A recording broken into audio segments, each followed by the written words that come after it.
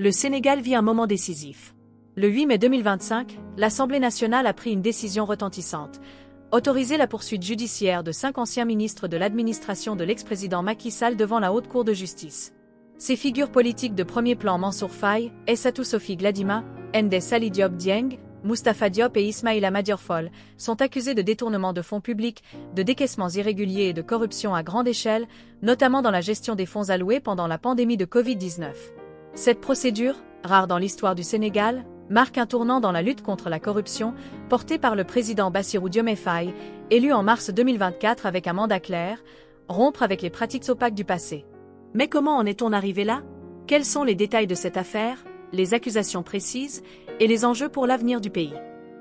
Plongeons dans ce récit haletant, digne d'un thriller politique, pour décrypter les tenants et aboutissants de ce moment historique.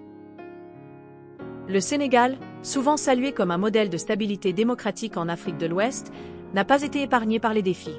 Inégalités économiques, tensions politiques et soupçons de corruption ont marqué son histoire récente. Sous la présidence de Macky Sall, 2012 à 2024, le pays a connu des avancées infrastructurelles notables, mais aussi une montée des critiques contre une gestion jugée parfois opaque. Les accusations de mauvaise gouvernance, particulièrement pendant la crise du Covid-19, ont alimenté le mécontentement populaire. C'est dans ce contexte qu'émerge Bassirou Diomaye Faye, un leader charismatique de 44 ans, devenu en mars 2024 le plus jeune président du Sénégal.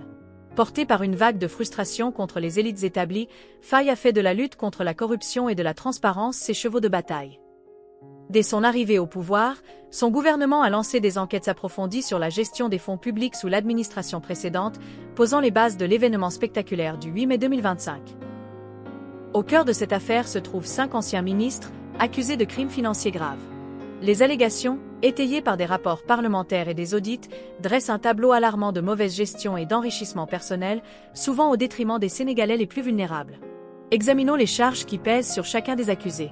Mansour Faye, ancien ministre du Développement communautaire et de l'équité territoriale, est pointé du doigt pour une surfacturation colossale de 2,7 milliards de francs CFA, environ 4,1 millions d'euros, dans l'achat de riz destinés aux ménages défavorisés pendant la pandémie. Son ministère est également impliqué dans des contrats gonflés pour l'acquisition de lits d'hôpitaux, alourdissant la facture pour les contribuables. Aïssatou Sophie Gladima, ex-ministre des Mines et de la Géologie, est accusée d'avoir initié des projets d'un montant total d'1 milliard de francs CFA, sans qu'aucune réalisation concrète ne soit constatée. Les enquêteurs s'interrogent sur la destination réelle de ces fonds. Moustapha Diop, ancien ministre du Développement industriel, est impliqué dans un déficit de 900 millions de francs CFA lié à l'achat de masques. Les audits révèlent que seule la moitié des masques payés a été livrée, suggérant une fraude ou une gestion gravement défaillante. Diop, déjà privé de son immunité parlementaire à 2 reprises, fait face à des accusations particulièrement lourdes. Ndeye Saly Diop Dieng, ancienne ministre de la Femme, de la Famille, du Genre et de la Protection des enfants, est poursuivie pour complicité dans le détournement de plus de 50 millions de francs CFA. Ces fonds, destinés à soutenir les populations pendant la crise sanitaire, auraient été mal utilisés. Ismaïla Madior Fall, ex-ministre de la Justice, se distingue par une accusation hors du cadre des fonds Covid-19. Il est soupçonné d'avoir exigé 250 millions de francs CFA d'un bailleur en échange d'un protocole d'accord pour la construction d'un centre de surveillance par bracelets électroniques sur un terrain initialement prévu pour un tribunal à Pikine-Guédiawaye. Ces accusations s'appuient sur un rapport accablant de la Cour des comptes, publié en décembre 2022, qui avait révélé des irrégularités dans la gestion du fonds anti-Covid, d'un montant total de 1000 milliards de francs CFA, 1,5 milliard d'euros. Ce fonds, créé pour renforcer le système sanitaire, soutenir les ménages et préserver les emplois, a été entaché par des surfacturations, comme les 42 millions de francs CFA, 64 000 euros, dépensés pour du gel hydroalcoolique. La décision de traduire ces anciens ministres devant la Haute Cour de justice n'a pas été prise à la légère. Elle résulte d'un processus rigoureux, entamé le 28 avril 2025, lorsque l'Assemblée nationale a fixé le calendrier de la mise en accusation. La commission des lois a d'abord examiné les projets de résolution, adoptés à la majorité après la levée de l'immunité parlementaire de 2 des accusés, Ndeye Saly Diop Dieng et Moustapha Diop, devenus députés après leur mandat ministériel. Le 8 mai, lors d'une séance plénière marquée par une tension palpable, les députés ont voté à bulletin secret pour approuver la mise en accusation. Cette procédure, rare au Sénégal, n'a été rendue possible que grâce à la majorité du parti présidentiel, le PASTEF, au Parlement. La Haute Cour de justice, prévue par la Constitution depuis l'indépendance, n'a été convoquée qu'une seule fois dans l'histoire du pays, en 1963, lors du procès de Mamadou Dia, accusé de tentative de coup d'État contre Léopold Sédar Senghor. Une autre tentative, en 2005, contre Idrissa Seck dans l'affaire des chantiers de Thiès, s'était soldée par un classement sans suite. Cette affaire dépasse le cadre judiciaire.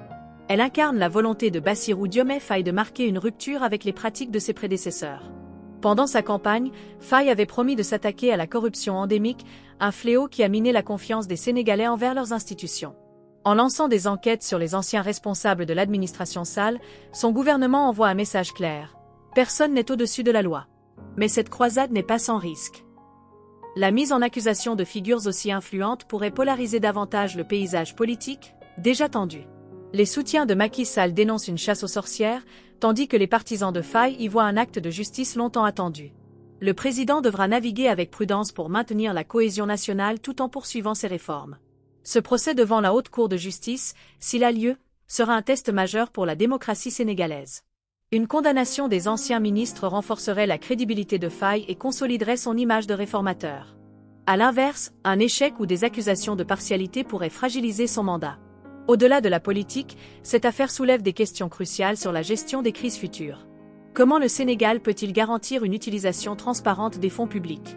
Quelles leçons tirer de la pandémie pour éviter de nouveaux scandales? Sur le plan international, cette affaire attire l'attention. Le Sénégal, souvent perçu comme un modèle en Afrique, pourrait inspirer d'autres nations à intensifier leur lutte contre la corruption. Mais pour cela, le processus judiciaire devra être irréprochable, transparent et indépendant. Le vote du 8 mai 2025 marque un jalon dans l'histoire du Sénégal. En autorisant la poursuite de 5 anciens ministres, l'Assemblée nationale a envoyé un signal fort. L'impunité n'a plus sa place. Mais le chemin vers la justice est semé d'embûches. Les Sénégalais, les yeux rivés sur la Haute Cour de justice, attendent des réponses. Ce moment pourrait redéfinir la gouvernance du pays, renforcer la confiance dans les institutions et poser les bases d'un avenir plus équitable. Une chose est sûre, le Sénégal est à la croisée des chemins, et le monde regarde.